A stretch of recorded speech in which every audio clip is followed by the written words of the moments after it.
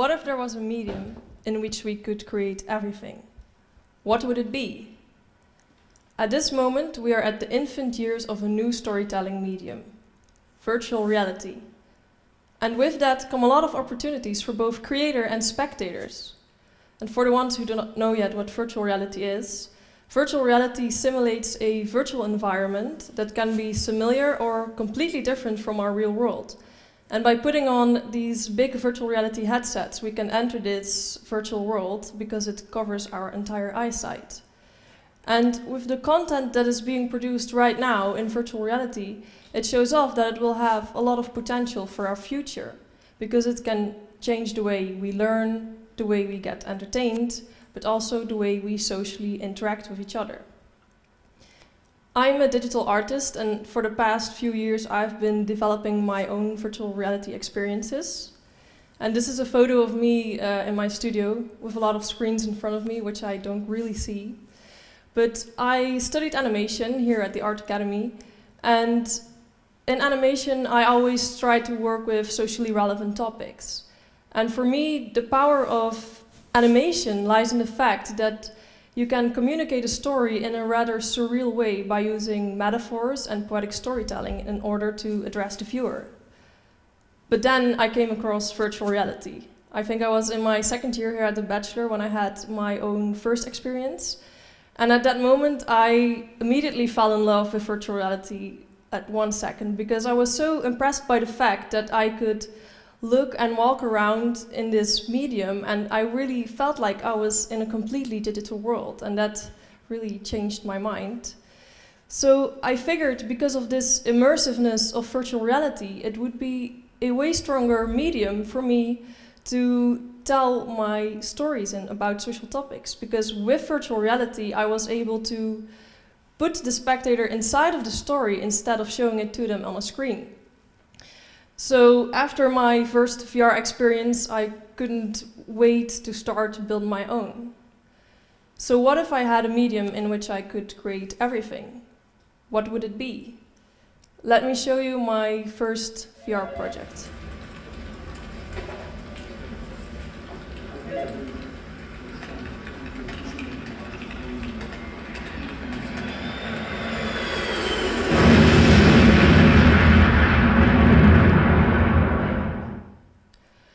So the first VR project that I made was a VR experience about the 9/11 attack on the World Trade Center. And the reason that I made it, because I thought virtual reality could show this terrible attack from a different perspective that I could never achieve within animation film, which is literally looking through the eyes of the victim. And from that moment on, I started to work in a rather surreal and poetic way, because people were telling me in the beginning, why on earth do you want to make an experience like this? Because people do not want to relive something so terrible. And I thought, that's true, but that's not my intention. I really want to focus on the whole emotional side. So instead of making a realistic simulation, I created a rather poetic experience about 9/11. And just as you saw in the video, you start in a somewhat realistic office, but when the plane flies in the building, you have to find your way out. And the deeper you go in the building, the more surreal the hallways become. For example, here's a hallway filled with clocks to visualize the aspect of time slowing down when you're in a very scary or terrible situation. So the clocks would get stretched out the further you go in the building. And this is a hallway that represents the last contact with the victims within the tower with the 911 alarm center. So their last sentences are projected in the air, and through audio you could hear the 911 alarm center respond to them. The reactions that I got on this project really blew my mind, because people were getting shocked and people got emotional. But it wasn't in a negative way. It was actually very positive, because people were telling me they had never seen something like this before. It was so different from all the movies and the news articles and messages we had seen of 9/11. This was more poetic and more emotional and immersive, but most importantly, people could really empathize with the victims. So making this VR experience really changed my artist career, because from that moment on, yeah, I fell in love with this medium.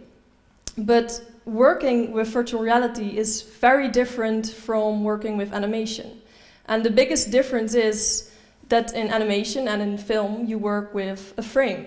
So as a director, you can decide what you want your audience to see on the exact right time. But virtual reality is 360 degrees around you, so there's no frame anymore. But losing this frame is something that I really try to embrace, because without the frame, you get a whole different way of storytelling. You get to tell a story by experiencing an entire virtual environment. And that is something I think is very valuable. So from that moment on, I started to focus my studies and my school career on virtual reality storytelling, and also creating several VR pieces. So one of them is Virtual Delights. It was my bachelor graduation work, and in Virtual Delights, I tell you the story of Genesis as if it would happen in the 21st century. So by letting the spectator explore a new Garden of Eden, I make them aware of the temptations of our culture, so things like ads, overconsumption, and social media. But the thing is that this wasn't an in-your-face statement. The viewer gets to learn it while going through the whole environment. And by adding interactivity, like you see in the video, people could pick things up and touch things in the world, and the things they touched would decide what ending the viewer would get, so they had actual influence on the story. So they could either end up in heaven or in a great apocalypse, just like in the Bible. So for me, adding this interactivity added another level at my inspiration, because I noticed that if you make the viewer influence the story, you can achieve an even bigger feeling of immersion. Another work that I'm developing at this moment in the Master Institute is a VR experience about the plane crash MH17. On July 17, 2014, flight MH17 was flying from Amsterdam to Kuala Lumpur, and when it was above Ukraine, the plane got shot down from no reason at all. Sorry. All 298 people inside of that plane lost their lives that day. The reason that I keep going back to these heavy topics is because I cannot understand how people do these things to each other.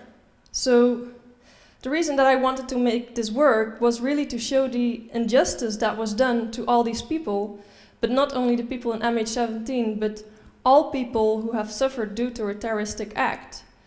So I wanted to make this experience to raise awareness for their cause, but also make us outsiders realize that it could have been one of us, as these people were just as innocent like you and me and living a normal life.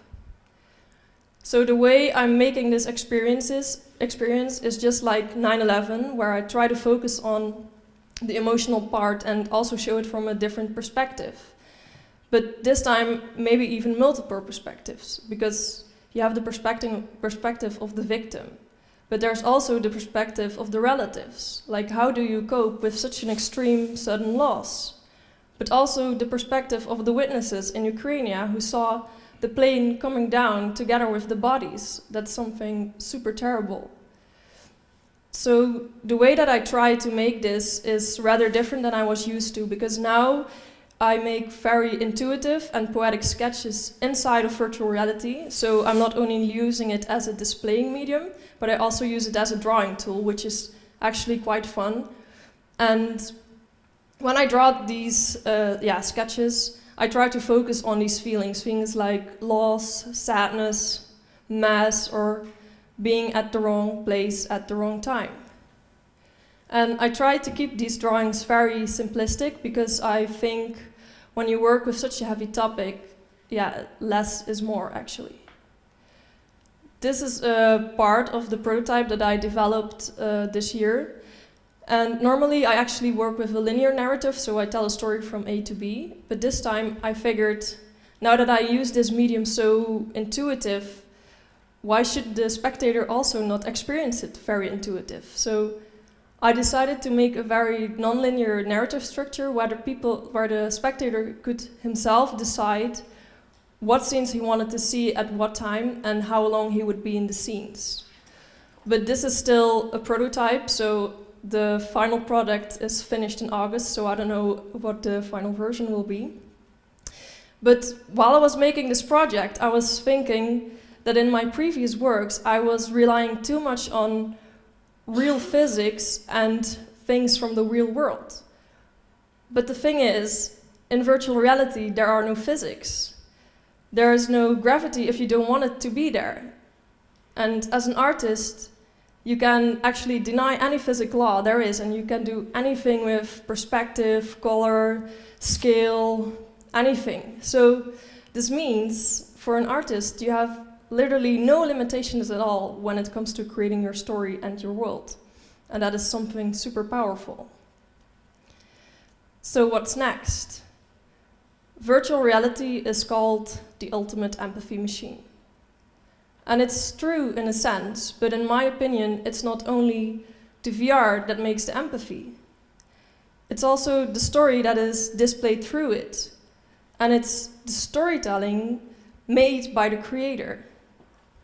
Because of virtual reality having no boundaries at all, we have way more possibilities in using this medium as creators and artists.